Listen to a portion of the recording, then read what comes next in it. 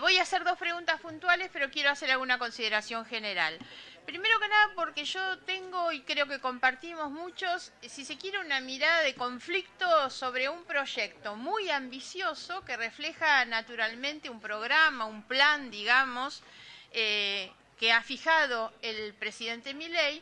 pero que a mi juicio carece de la priorización que debería tener hoy una iniciativa de estas características si compartimos un reconocimiento de la crisis que vive la Argentina.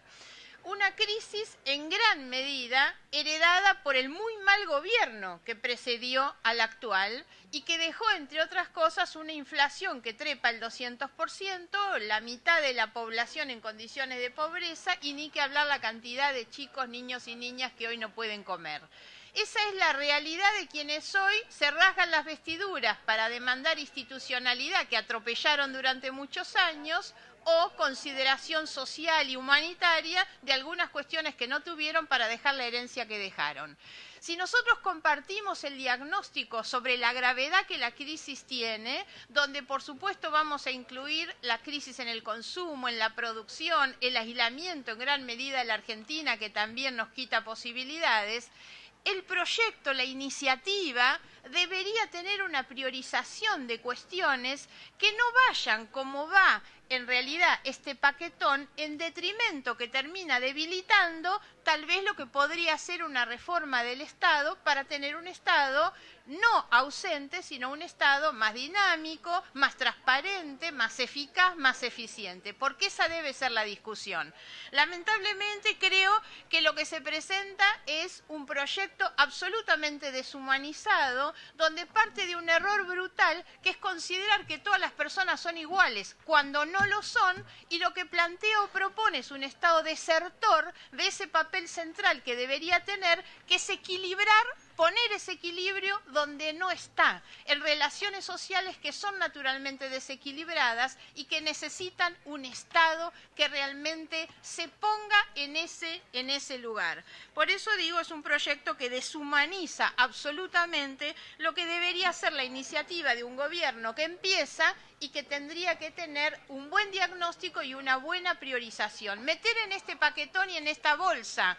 la reventa de las entradas del fútbol, la obligación de que los jueces tengan toga y martillo, no solamente rayana en el límite del absurdo, sino que demuestra en realidad la poca vocación y el poco sentido humano para atender los problemas prioritarios de las personas que más están sufriendo. Poco o nada tienen que ver la mayoría de las cosas que están planteadas en este proyecto, porque estamos dispuestos, por supuesto, a discutir todos sus contenidos, pero necesitamos saber hacia qué sectores se va. Y en cambio, algo que advertimos existe por detrás de muchos de los capítulos o artículos que estamos analizando, es una suerte de apertura de negocios demasiado grande que vuelve a demostrar la falta de ese sentido humano que un proyecto debe tener.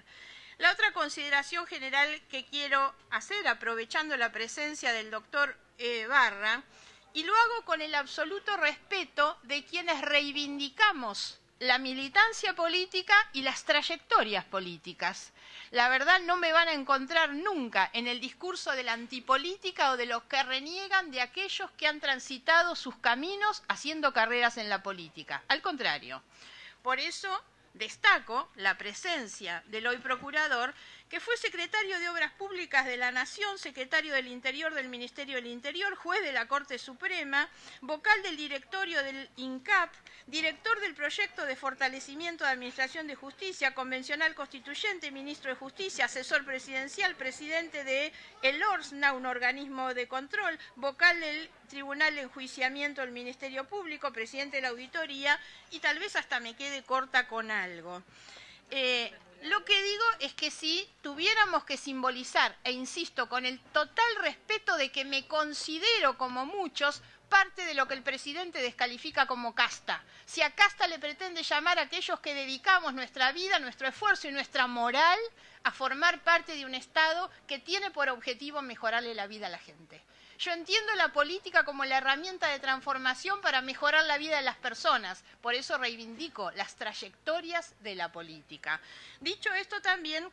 quiero hacer hincapié sobre las responsabilidades con las que el procurador llega a esta mesa, porque vemos repetirse muchas de las cosas. Entonces siento que algunos de los que se paran y le gritan y descalifican esto son los que en el pasado aplaudieron las mismas medidas que llevamos adelante hoy. Porque la verdad no es tan distinta la desregulación económica, la apertura indiscriminada de la economía y las privatizaciones de los 90 que nuestros compañeros aplaudieron. Aplaudieron a cuatro manos. Y yo ubico ese proceso como el inicio de la degradación institucional y social más grande de la Argentina, porque fue la apertura de la corrupción como parte de la función pública y fue además el inicio de un proceso de deshumanización del Estado con privatizaciones que costaron más de 300.000 puestos de trabajo. Ahí empezó sin ninguna duda todo aquello que se graficaba hoy perfectamente de la cantidad de gente que quedó en la calle con ese proceso de desregulación. Con eso llegamos a este debate y es imposible prescindir de ese debate y ahí voy a avanzar un poco con mi pregunta muy puntual que tiene que ver con un artículo en particular que es el artículo 33 sobre los contratos vigentes. Fíjense la paradoja que el artículo 33 faculta al Poder Ejecutivo Nacional a disponer por razones de emergencia la renegociación o en su caso la rescisión de los contratos de cualquier tipo que generen obligaciones a cargo del Estado celebrados antes del 10 de diciembre, con excepción de los que son el resultado de las privatizaciones del gobierno de Menem. A ver, ¿por qué razón esos no entran en este contrato? Lo primero que pediría, por supuesto, es que nos den el listado de cuáles son los contratos que van a renegociar, que además los manden al Congreso y que exista una cláusula que diga que el Congreso es el que va a aprobar o no la renegociación de esos contratos a los que se refiere. Cuando yo busco cuáles son, por ejemplo, esos contratos que no entran, bueno, nada menos que las transportadoras y distribuidoras de energía y de gas. A ver, ¿es casual que hay algunas que son privilegiadas? ¿Hay algunas que no entran en este proceso de renegociación de las obligaciones del Estado? ¿Por qué estas no entran? ¿Qué tipo de lobby hacen estas empresas para que ellas no estén dentro de este proceso? No voy a hacer más largo, quiero hacer otra pregunta puntual que tiene que ver con la inclusión que se ha hecho